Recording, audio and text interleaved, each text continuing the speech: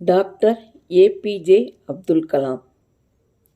இவருடைய முழு பெயர் அவுல் பகீர் ஜைனுலாப்தீன். இவர் தமிழ்நாட்டில் ராமேஸ்வரத்தில் 1931ஆம் ஆண்டு அக்டோபர் திங்கள் 15ஆம் நாள் பிறந்தார்.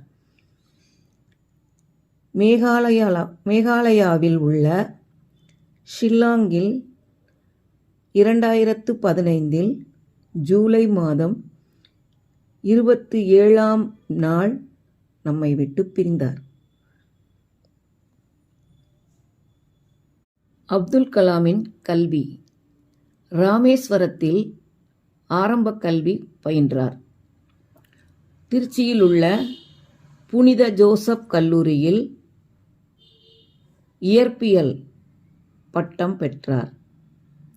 Madras institute of technology MIT வானூர்தி பொறியியல் பட்டம் பெற்றார்.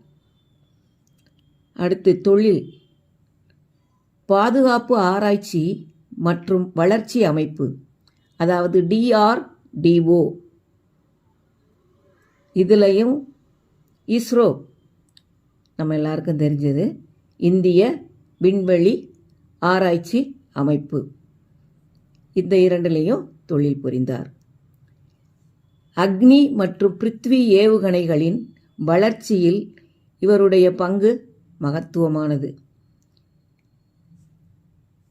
இந்திய விண்வெளி திட்டம், முதலாவது இந்திய செயற்கைக்கோள் ஏவுகணை, அதில் இவருடைய பங்கு உண்டு.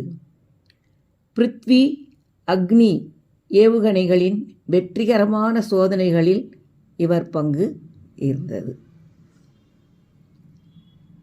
அணுசக்தி திட்டத்தை பொறுத்த வரைக்கும் போகான் 1 சோதனையில் முக்கிய பங்கு.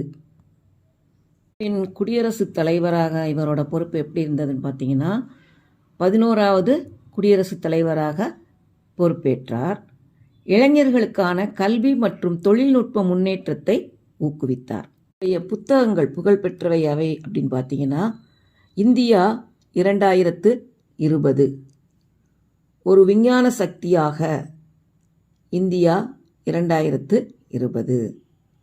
அடுத்தது தி லூமினஸ் ஸ்பார்க்ஸ், தூண்டுதல் மிக்க கட்டுரைகள் உள்ள புத்தகம்.